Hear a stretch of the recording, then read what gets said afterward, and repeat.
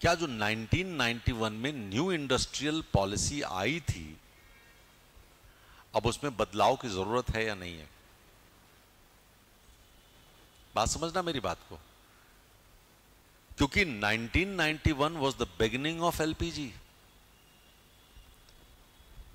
1991 was a watermark in the economic history of India।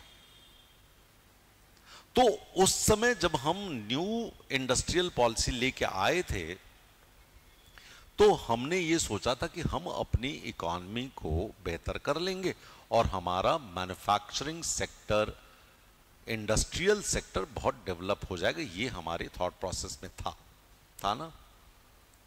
लेकिन यदि हम 91 से 2024 की बात करें, ये कितने साल हो गए? 33 इयर्स, 33 साल हो गए। ये इन 33 सालों में क्या हमें एक सिर्फ फेसलिफ्ट चाहिए? हमें सिर्फ कॉस्मेटिक सर्जरी चाहिए इंडस्ट्रियल पॉलिसी में, या हमें कंप्लीट चेंज चाहिए? हमें इंक्रीमेंटलिज्म चाहिए, या हमें इंडस्ट्रियल पॉलिसी को कंप्लीट मेटामॉर्फोसिस चाहिए? हमें चाहिए क्या? ठीक है, तो बेसिकली जो हम लोग बात करना चाहते हैं, अभी तक जो हमारी इंडस्ट्रियल पॉलिसी थी वो ये थी, ये इंडस्ट्री लगा लो, ये इंडस्ट्री लगा लो, ये इंडस्ट्री लगा लो, इसमें इतनी छूट दे देंगे, उसमें उतनी छूट दे देंगे, उसमें उतनी छूट दे देंगे। ये इंडस्ट्रियल पॉलिसी थी। इनको हम स्टार बना देंगे, इनको हम 2 स्टार बना देंगे, इनको हम 5 स्टार बना देंगे, इनको हम सुपर एक्सपोर्ट हाउसेस बना देंगे, और इनको हम दर्जा दे देंगे, बहुत बड़े बड़े नाम है उसको देने लगे ना।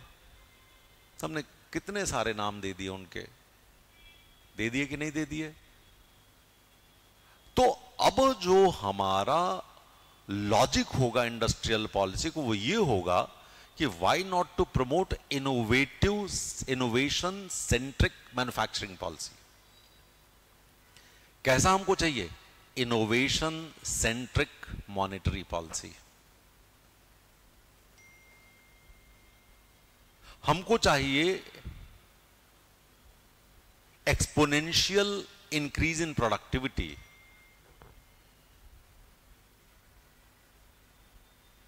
हमको चाहिए industries must be sensitive to climate changes.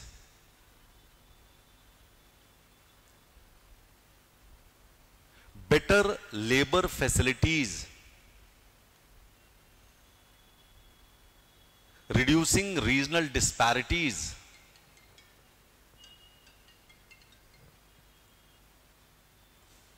Export promotion. पहले भी चीजें थी, लेकिन शुरुआत हमने अलग ढंग से की, बाकी तो सारी चीजें वही हैं। ठीक है, क्लियर? तो अब हमें न्यू इंडस्ट्रियल पॉलिसी कैसी चाहिए? देखो, अभी तक हमारी पॉलिसी में यह होता था कि इंडस्ट्री में इस वाले को हम फैसिलिटी देंगे, इसको नहीं देंगे,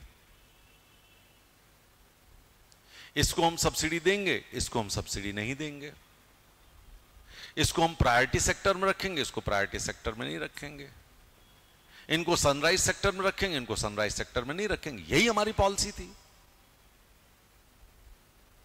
और इसकी वजह से जो प्रॉब्लम्स आती थी वो क्या होता था? एक्सेसिव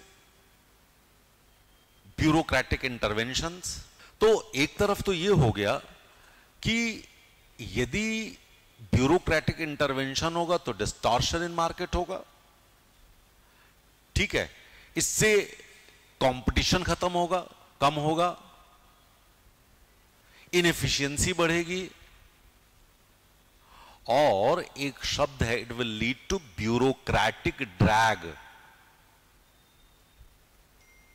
ब्यूरोक्रेटिक ड्रैग होगा, मतलब नौकरशाही पकड़ करके पीछे खींचेगी और कुछ नहीं होने वाला उससे।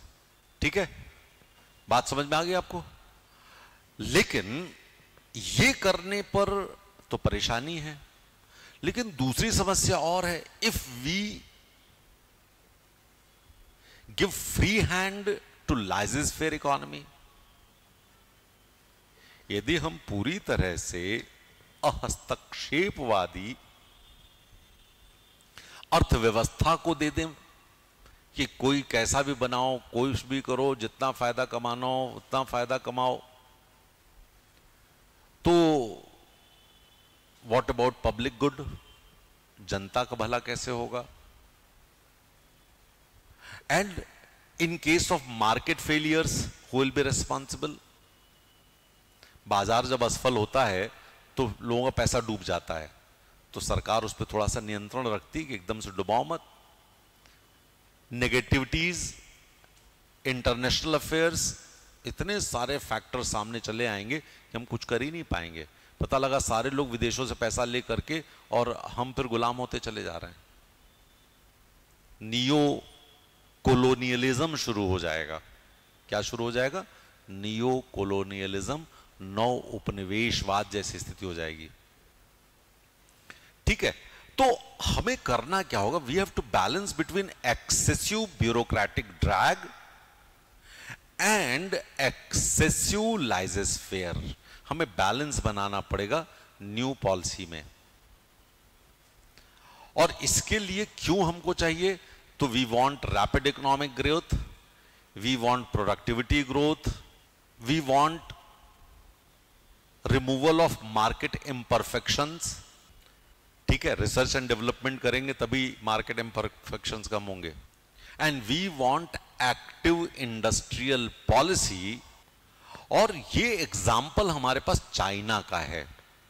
चाइना की डायनेमिक इंडस्ट्रियल पॉलिसी रही है और इसलिए वहां पर जो शुरुआत हुई है वो तो मास प्रोडक्शन से हुई, जिसके बारे में हम कहते रहे कि चीन का माल है, चले तो शाम तक, नहीं ना चले तो शाम तक, और चल गया तो चांद तक, कोई ठिकाना नहीं था। लेकिन चाइना ने अपनी इंडस्ट्रियल पॉलिसी को इस तरह से किया कि it led to strategic investment in high tech industries. उसने स्ट्रेटेजिक इन्वेस्टमेंट किया हाई टेक इंडस्ट्रीज में। इसी तरह से यदि आप ईस्ट एशियन कंट्रीज में देखें, वहां पर भी इंडस्ट्रियल पॉलिसीज की वजह से रैपिड इंक्रीज हुआ। और हमको क्यों अब चाहिए ये, उसके पीछे कारण समझिए। We want to create our strong niche in geo economics. वैश्विक अर्थव्यवस्था में हमें बहुत मजबूत स्थान चाहिए अपना। क्यों? क्योंकि एक तरफ चाइना है, दूसरी तरफ डिस्टर्ब्ड नेबर्स हैं, हमारा एक्सपोर्ट उतनी तेजी से नहीं बढ़ा, इंपोर्ट हमारे पास ज्यादा हो गया, हमारा बैलेंस ऑफ पेमेंट नेगेटिव है। तो ऐसे में जियो इकोनॉमिक्स में हम पिछड़ जाएंगे और इसलिए हमें नए इंडस्ट्रियल पॉलिसी की आज जरूरत है।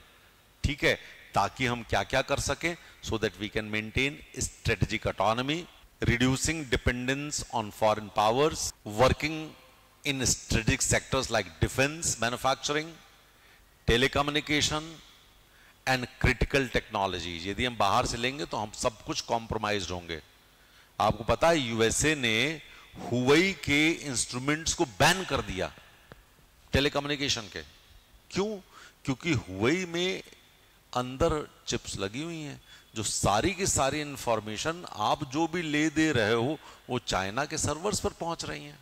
तो हमारी जो इंटेलिजेंस मशीनरी वो फेल करेगी, हमारी जो नेशनल सिक्योरिटी है वो कॉम्प्रोमाइज होगी, तो हम कैसे काम चला पाएंगे?